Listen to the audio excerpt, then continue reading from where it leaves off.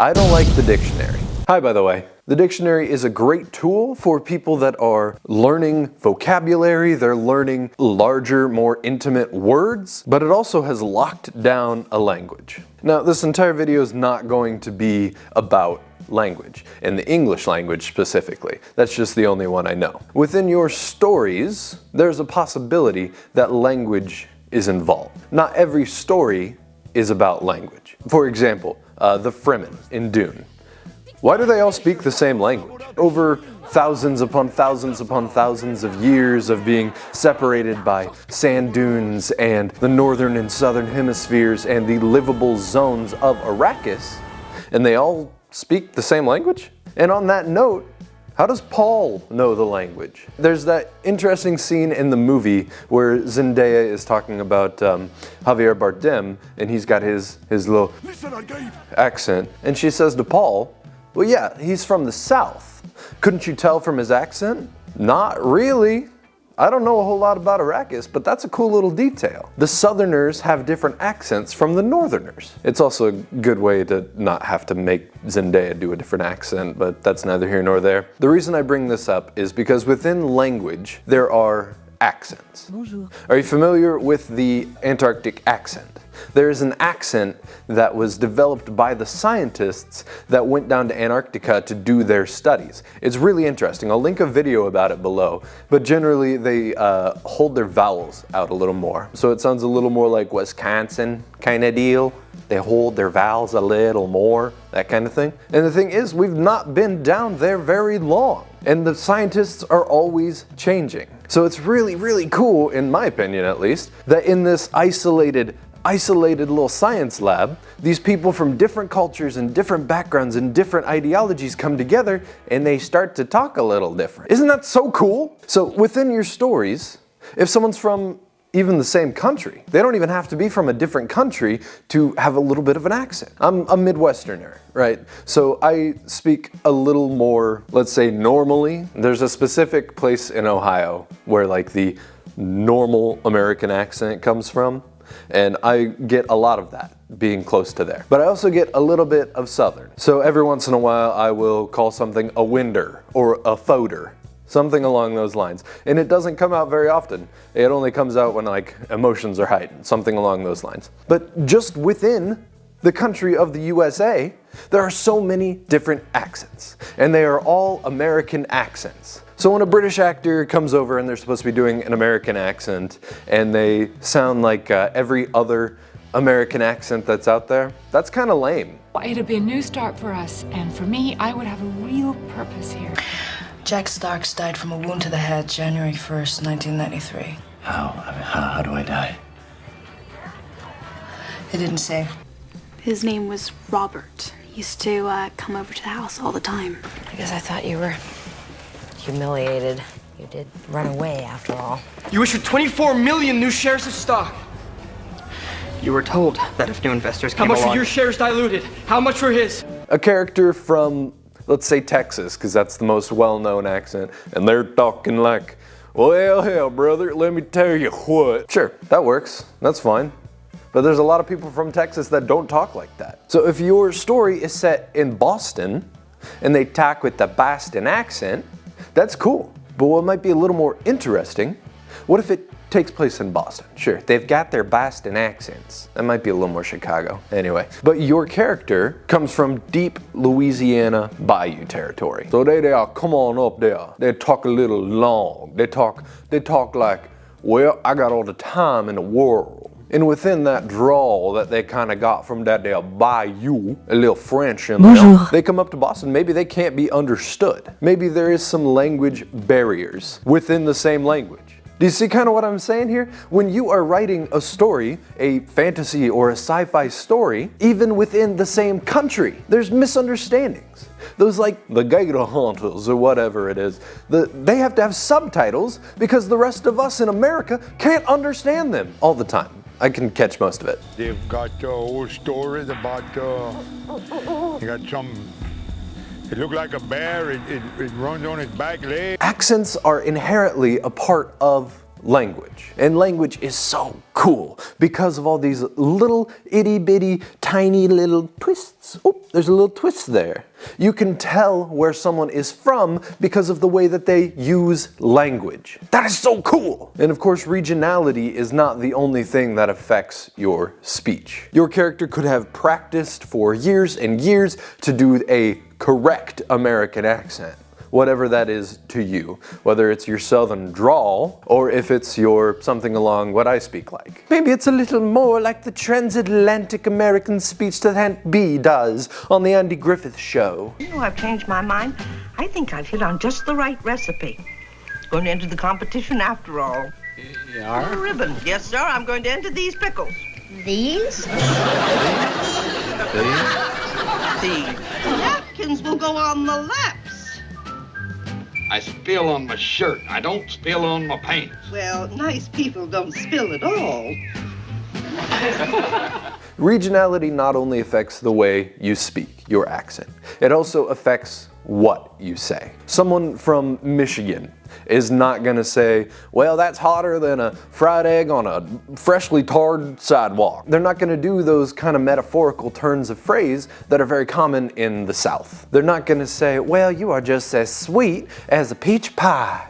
That's Georgia. No one from Michigan is gonna talk like a Georgian. And within these turns of phrase, it's not just from the community that you grew up in. Maybe this is just for me, but like my family has turns of phrase. When you are going out and you're not really sure what you're going to be doing, you might run some errands, you might go get a bite to eat, you say you are briggling around. Like wiggling or wriggling, but you're briggling. You're briggling around. You gotta, oh, I don't know, we'll run some errands, we just want to get out of the house for a little while. We gotta briggle around. And of course, turns of phrase are not always so nice. Let me tell you a little story. A friend of mine, his grandpa, when he was real young, this was probably in maybe the 30s, 40s, he lived in Tennessee and he moved to Indiana. And when he moved, he was still a young boy, so he wanted a slingshot. He went to go build himself a slingshot, he found the right stick for it, just needed the elastic band, and he went to the store and asked the clerk for a, I'm not saying it, so that is a racial term. A not so nice racial term against African American folks. He was just about yay tall. He didn't understand the concept that that was an offensive, mean, terrible term. He just wanted to build a slingshot, and that's what they called it down in Tennessee. They called it a turn of phrase is fun. It's a fun use of language with a little poetry in there and a little bit of cultural heritage. It's not always nice. So if you are writing a grimdark Sun Eater kind of story, well, anyway, if you're writing a dark story with racial tones perhaps, or tones of like inequality, something within your language, be it made up or like a real spoken language, ought to reflect that in some way. People have opinions, and the way that their opinions affect them comes out through language. I can have as many thoughts, private thoughts up here as I want, but once those are out into the world, they're not mine anymore. My hatred, or my bigotry, or my anger of any kind, it comes out when I speak, whether I want it to or not. Freudian slips. If you are making up a language, a conlang, I think that's the term for it, you have to not only think about your world, you have to think about the culture that your character comes from and the cultures of the other characters. Is there something within their culture that doesn't translate properly to our English substitute? Right? The language everyone speaks. Or perhaps there is something in that turn of phrase that is unique to the culture. Animals play a huge part in turns of phrase. Sly as a fox, quick as a cheetah. A lot of animals are unique to specific places. There are only kangaroos in Australia. And yet me, as an American, I can say he's hopping like a kangaroo because I know what they are. Within your story and within your world, if there's like, let's say a gazelle, and that gazelle has like weirdly long legs for its body size, and it uses that to lope really, really far and really, really quickly.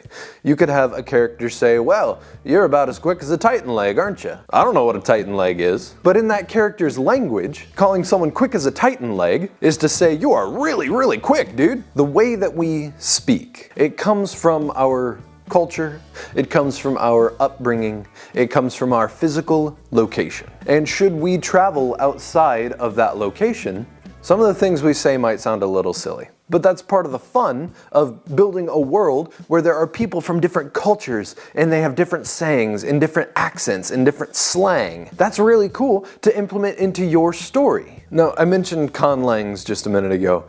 I want to talk a little more about that now. So a conlang is a constructed language. It's not a real language. Think like Elvish or Dothraki or Klingon. These languages that are not real have rules. They have ways that they are spoken properly and the ways that they are spoken improperly. So, for example, Latin. Latin is a dead language. Nobody speaks Latin anymore. We still know how to speak Latin. We have the letters, we have the construction of words. You can read Latin just fine, but we don't know if they had strange ways of saying letters. So CH in English is ch, or in Scandinavian cultures, the J makes the Y, F-J-O-R-D, fjord is fjord. In the same way with these conlangs, we know how they are spoken. We know if their L makes a H sound, or if their Y makes a K sound, because they have been written, because they are understood.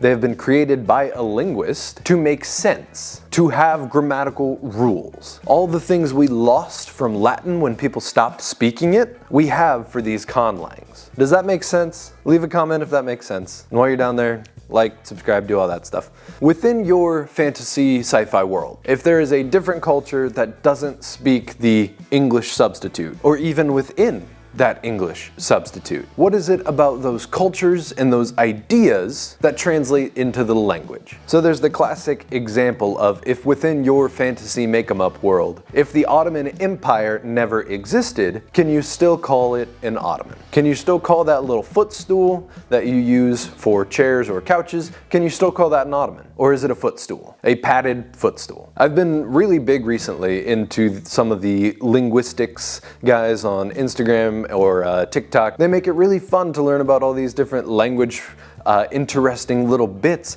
that come from history or come from real world events, like the cat's out of the bag. So the historical precedent for that is that when people would buy piglets, right? They'd buy piglets at the market, bring them home, and then they would raise them into proper hogs or sows. But when money was tight and when you didn't have any piglets to sell, or you just wanted to scam some people, con some people real quick, well, you'd just pick up a random stray animal and put it in your bag. And what was present and ready to be picked up and put in a bag recently? Well, that would be cats. There were a lot of stray cats in England. So you would take the bag thinking there's a piglet in there. Oh, it's wiggling a whole bunch and it's meowing. That's a strange noise for a piglet. And then you get home, you open the bag, oh boy, we have a family pet now. The cat is out of the bag. The truth is revealed. And that comes from a historical culture where cats were just kind of trash. I guess you could throw those bad boys in a bag, no one cared. But there's such a cool history behind it, and it happened so much that it's now a turn of phrase. The truth has been revealed. The cat is out of the bag. Language does not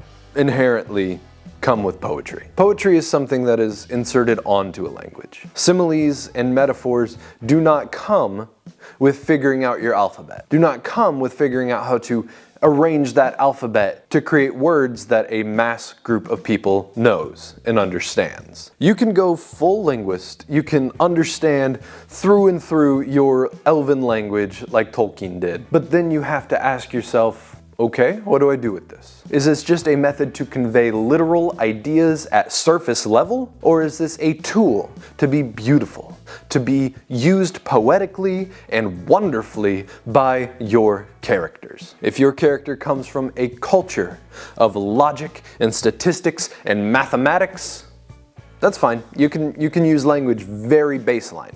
You can use it to say, I went to the park. Which park? The one on 5th and Main Street, or whatever.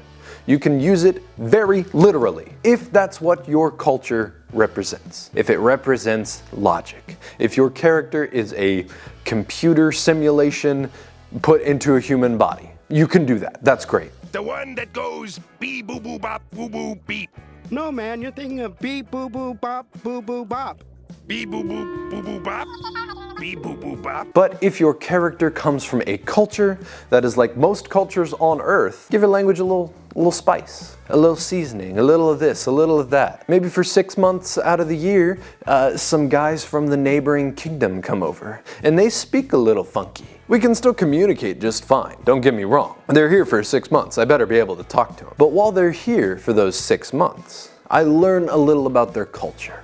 I learn a little about their language. I pick up a little bit of their accent. And over thousands upon thousands upon thousands of years, and wars and work and migration and travel and famine and flood, those cultures are now almost entirely intertwined. They've become as one. They are sister locations because they share so much history. They share so much culture.